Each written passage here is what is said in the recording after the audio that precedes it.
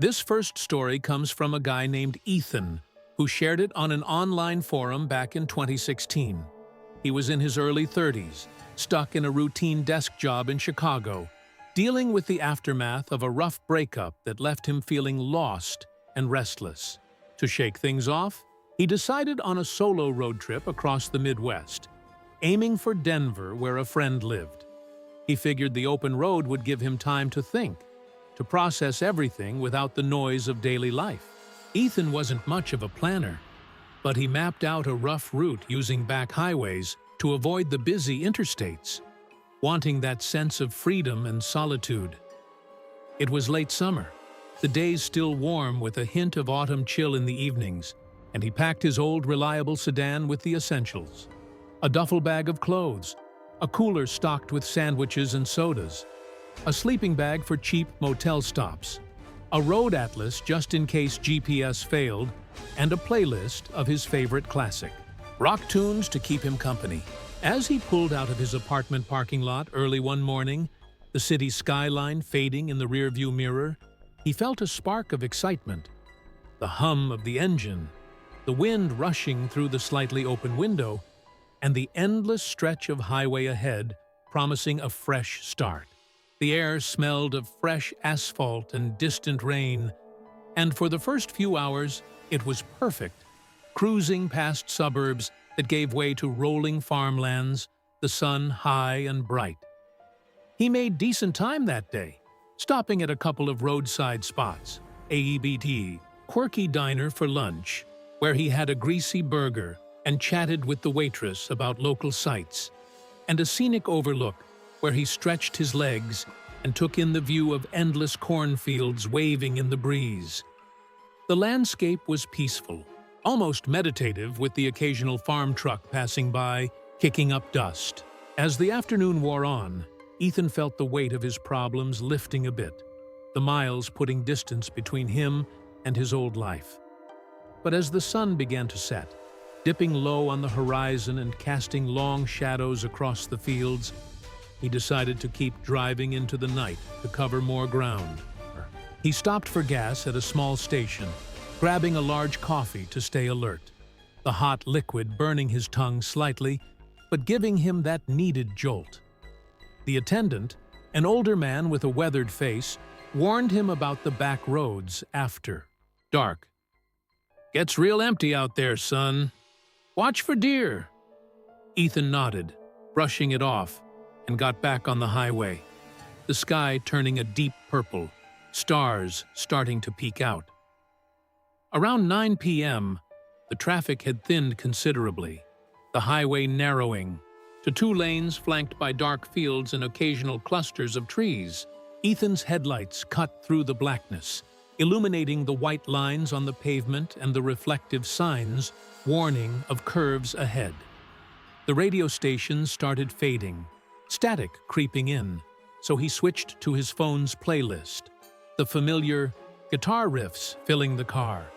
But the signal for his Maps app was spotty, the screen glitching now and then. It was around 10 p.m. on a particularly desolate stretch in rural Iowa when he first noticed the lights in his rearview mirror.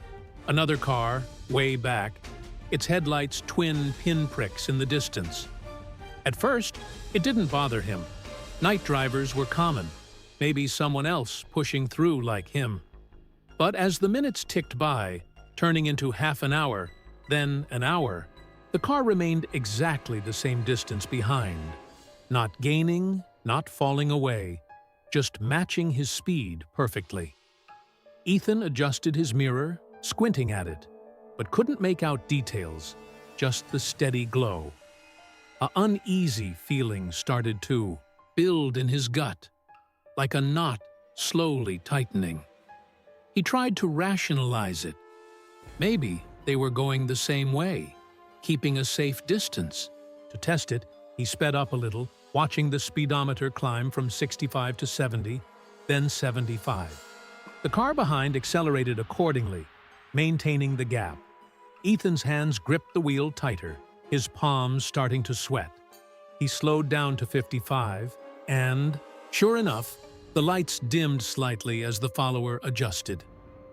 "Okay, that's weird," he muttered to himself, his voice echoing in the empty car. The road was straight and flat here. No hills or turns to lose sight, just endless darkness on either side. The air now cooler as he cracked the window for fresh breeze, carrying the scent of soil and distant manure from the farms. He tried changing lanes, even though there was no need, but the car mimicked him, sliding over smoothly. The playlist song ended, leaving a moment of silence broken only by the engine's hum and his quickening breaths. Around 11 p.m., Ethan decided to pull over to the shoulder, his heart beating faster now, a prickly sensation on the back of his neck like he was being watched. He slowed gradually, flicking on his hazard lights, pretending to check something on his phone. The car behind slowed too, then stopped about 100 yards back, its headlights still blazing, engine idling audibly in the quiet night. Ethan stared in the mirror, waiting for them to pass or for someone to get out. But nothing happened. The night was unnaturally still. No crickets chirping, no wind rustling the crops, just the distant hoot of an owl somewhere far off.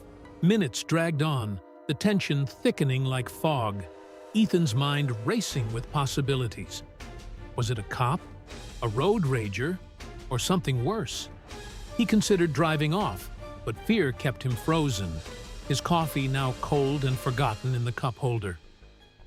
Finally, after what felt like an eternity, but was probably 10 minutes, Ethan put the car in gear and pulled back onto the highway, accelerating quickly. The follower did the same, resuming the exact distance. Panic began to set in for real, his mouth dry, a metallic taste on his tongue from biting his lip. The highway entered a more wooded section, trees lining the road, their branches arching overhead like a tunnel, blocking out the stars.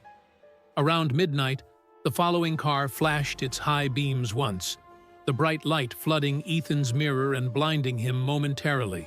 He swerved slightly, tires rumbling on the rumble strip, adrenaline surging through him. "What the hell do you want?" he yelled, though no one could hear.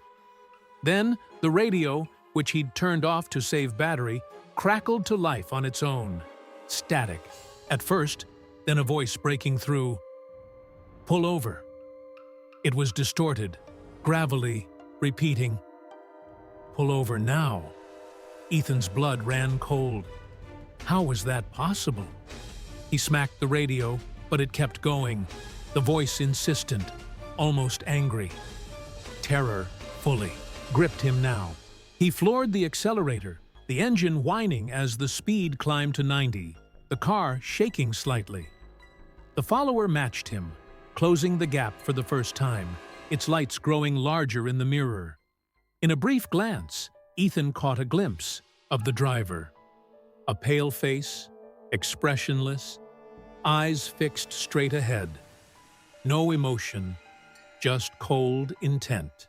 The chase intensified, the wooded road curving dangerously, Ethan's hands slick on the wheel, heart pounding in his ears. Rain started to patter on the windshield, making the pavement slick, wipers squeaking rhythmically. He fumbled for his phone, but still no signal. The screen's glow, mocking him. The voice on the radio looped, pull over," growing louder, more distorted. The pursuit went on for what felt like hours, the trees blurring by, branches scraping the sky like claws. In his headlights, Ethan's mind raced with fear. Stories he'd heard of carjackers or worse on lonely roads. Finally, up ahead, he spotted faint lights. A small town off an exit. He took the ramp at high speed, tires screeching, and pulled into a brightly lit gas station lot, slamming on the brakes. The following car slowed at the exit, hesitated, then continued on the highway, its taillights fading into the night. Ethan sat there, shaking, for a long time before going inside to call a friend, the clerk eyeing him curiously. He spent the night in a nearby motel, doors locked, but sleep was fitful. every car passing outside making him jump. The next day, he completed the trip, but the memory haunted him. The chilling twist came months later when Ethan was browsing news articles online. He found reports of a serial abductor operating in that region, known for tailing lone drivers at night, using modified radio transmitters to broadcast messages and force stops. Victims described a pale-faced man in a dark car, and several had disappeared without a trace. The suspect was never caught, but the descriptions matched what Ethan saw.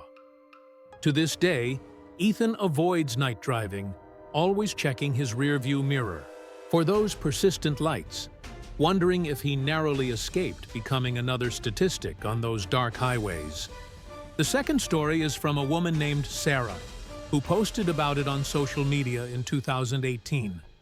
She and her best friend Mia, both in their mid-20s, had been planning a girls' road trip from New York to Florida for months, a beach vacation to celebrate graduating college and starting new jobs. They were excited, packing the car with swimsuits, sunscreen, a cooler of drinks and snacks, and a shared playlist of upbeat pop songs. Sarah's compact SUV was reliable, and they planned to take turns driving, stopping at fun spots along the way and booking motels for the nights. The trip would take about 2 days if they pushed it, but they weren't in a hurry, looking forward to the adventure. Leaving New York in the morning, the city traffic gave way to open highways, the sun shining bright, and they sang along to music, laughing about old memories and future plans. The air was warm, carrying the scent of fresh cut grass as they passed through New Jersey and into Pennsylvania, stopping for coffee and photos at quirky roadside stands. It felt like the perfect escape, the stress of adult life melting away with each mile. The first day went smoothly, covering good distance, and they checked into a motel for the night, exhausted but happy. The second day started early, with breakfast. At a diner, the smell of bacon and pancakes fueling them up. They hit the road again, crossing into Virginia by afternoon, the landscape changing to rolling hills and thicker forests. As evening approached, the sun set in a blaze of orange, and they decided to drive a bit longer to make up time, switching on the headlights as darkness fell. The highway narrowed in places, traffic thinning out, especially on the rural stretches, where signs warned of deer crossing. Sarah was driving, Mia navigating with her phone, the GPS voice guiding them through the turns. The air cooled, and they rolled up the windows, the car's interior lit by the dashboard glow, music playing softly. Around 9 p.m., they pulled into a small gas station to refuel and stretch. The place was old, with buzzing fluorescent lights and a single pump, the attendant an elderly man who nodded silently as Sarah paid. Mia used the restroom, which was dingy but functional, while Sarah filled the tank, the sharp smell of gasoline filling the air, mixed with a faint dampness from recent rain. Back in the car, they munched on chips and continued, chatting about the beaches awaiting them. But around 10 p.m., Mia glanced in the side mirror and said casually, "That truck's been behind us for a while now." Sarah checked her rear view, a large black pickup, its high beams piercing the night, tailing them closely but not too aggressively. She shrugged, probably heading the same way. But as minutes passed, the truck didn't pass or fall back, just hovered there, its lights reflecting harshly in the mirrors. Unease began to creep in. Sarah changed lanes on a wider section, but the truck followed suit, matching every move. "Okay, that's odd," Mia said, her voice a bit higher. Sarah sped up, slightly, watching the speedometer, but the truck kept pace effortlessly. The road was mostly empty now, just their SUV and the pickup, the forests on either side dark and impenetrable, the occasional reflector post flashing in the headlights. The air inside the car felt stuffier, Sarah's hands gripping the wheel tighter, a prickly sensation on her skin. They tried to laugh it off, turning up the music, but the tension lingered. Around 10:30 p.m., the truck edged even closer, its grille almost kissing their bumper, then backed off, like a game. Sarah's heart started racing. What if they're messing with us? Mia nodded, fumbling for her phone, but the signal bars were gone. Common in these rural areas, but frustrating now. The cat and mouse continued, the truck occasionally flashing its lights or honking briefly, sending jolts of fear through them. Rain began to fall, light at first, then heavier, the wipers thumping rhythmically, blurring the view. Around 11 p.m., the truck bumped their rear lightly, a jolt that made them both scream. "Oh my God, what was that?" Mia cried, turning to look back. Sarah floored it, speed climbing, the engine revving, but the truck matched, bumping again, harder. Panic surged, tears welling in Sarah's eyes, the road slick, tires hydroplaning slightly. "Call 911, but still no signal, the phone useless. The forest seemed to close in, branches overhanging the road like skeletal arms, the rain pounding like drums. They spotted a rest area sign and veered off, the truck following but stopping at the entrance. Sarah parked under a light, locking the doors, breaths coming in gasps, the air inside humid with fear. Two men emerged from the truck, tall figures in hoodies, approaching slowly through the rain. One knocked on the window, face shadowed. "You, girls okay? Saw you swerving." Sarah cracked it, voice shaking. "We're fine, thanks." But he leaned in, smiling strangely. "Sure? Your tire looks low. Let us check." Mia whispered, "Drive, Sarah." But the men lingered, one circling the car, peering. In! Terror peaked, hearts hammering, the rain masking any outside sounds. Finally, Sarah started the engine and peeled out, the men jumping back. The truck didn't follow immediately, but as they rejoined the highway, its lights appeared again.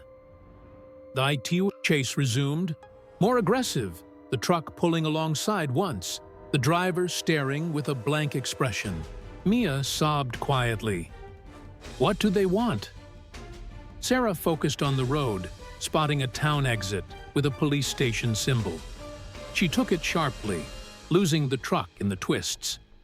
At the station, officers took their report, promising to patrol, but found no trace. They made it to Florida, but the twist came weeks later. Sarah saw a news story about two men arrested for abducting women on highways in that area, using a black truck to intimidate and force stops. Photos matched the faces from that night, and several victims had vanished.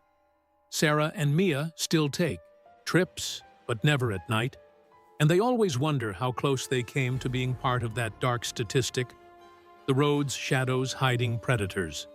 Our final story comes from a family, parents David and Lisa, with their two kids, Ben, 10, and Emily, 12, who shared this in a 2020 interview. They were an average family from Texas, excited for a road trip to California for a family reunion. It was spring break, and they decided to make it an adventure, renting a camper to tow behind their SUV, packing it with games, snacks, and camping gear. The kids were thrilled, bouncing in the back seat as they left home, the highway stretching out through the flat Texas plains under a clear blue sky. David drove, Lisa navigating, the air filled with laughter and the smell of fresh coffee from thermoses. They planned to take it slow, stopping at national parks and roadside attractions, camping at night to save money and enjoy the stars. The first couple of days were idyllic, visiting the Grand Canyon, roasting marshmallows over campfires, the nights cool but comfortable, the family bonding over stories and s'mores. On the third day, they crossed into New Mexico, the landscape, turning to vast deserts with red rock formations and sparse vegetation, the sun beating down hot during the day. They drove through the afternoon, the kids playing card games in the camper, Lisa pointing out interesting sights like ancient pueblos. As evening approached, the temperature dropped, and they looked for a place to stop. Around 8 p.m., they pulled into a remote rest stop off the highway. A basic spot with a few parking slots, a picnic table, and a single flickering street lamp, surrounded by flat desert scrub and cacti. It was empty. No other vehicles, the wind picking up dust and carrying a dry, earthy scent. David parked, unhitching the camper slightly for stability, while Lisa started dinner on the portable grill. Hot dogs and beans, the smoke rising lazily into the twilight sky. The kids ran around the open space, chasing each other, their laughter echoing in the emptiness.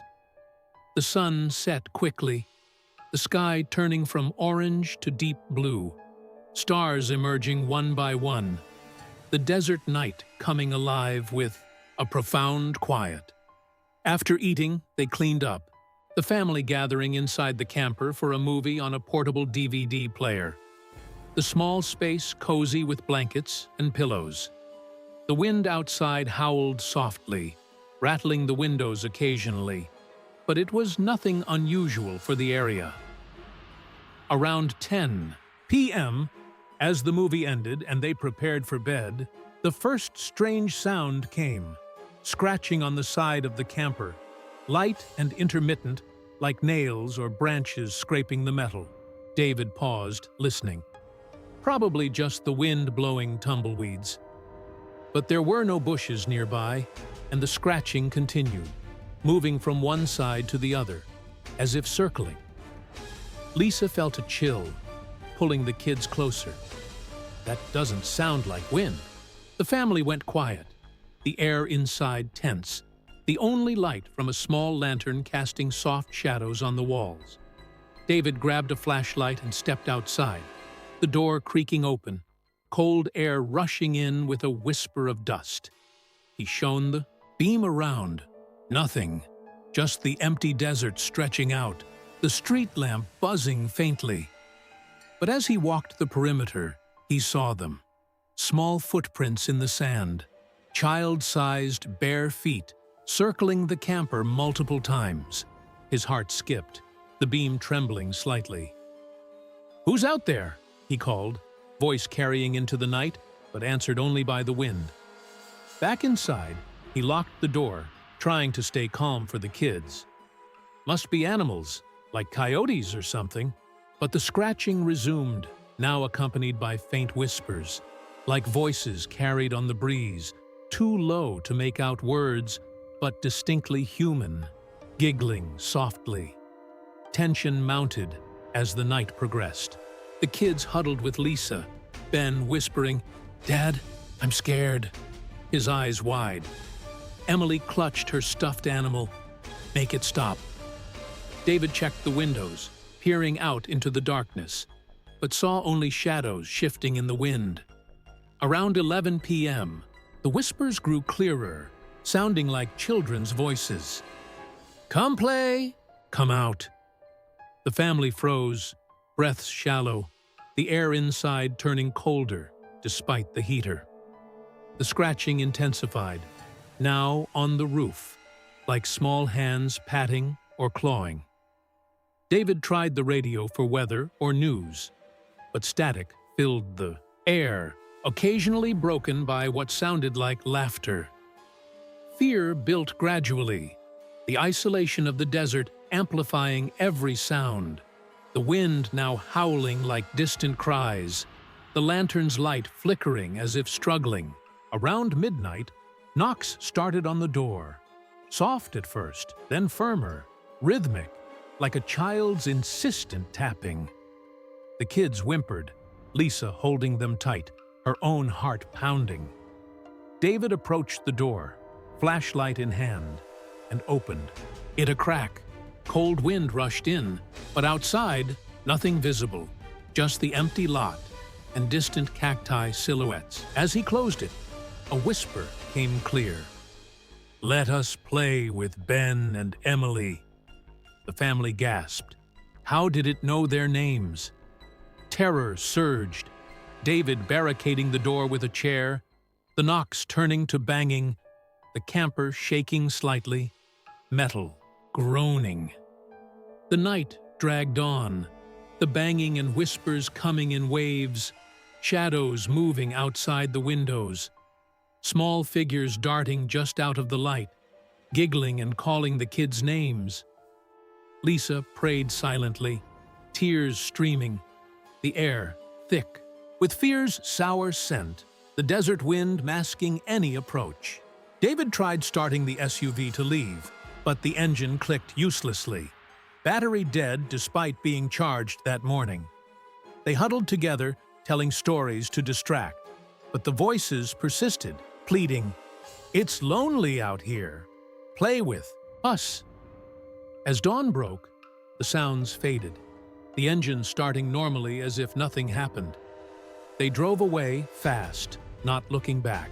Researching later, they discovered the rest stop was built near the site of a tragic bus accident decades ago, where several children perished in the desert, their spirits rumored to wander, seeking playmates to ease their eternal loneliness. The twist? Back home, the family sometimes sees small shadows in the yard at night, and the kids hear giggles calling their names from empty rooms. They avoid road trips now, convinced those lost children followed them, still wanting to play. In the dark, which story scared you the most? Comment below and subscribe for more true horror stories.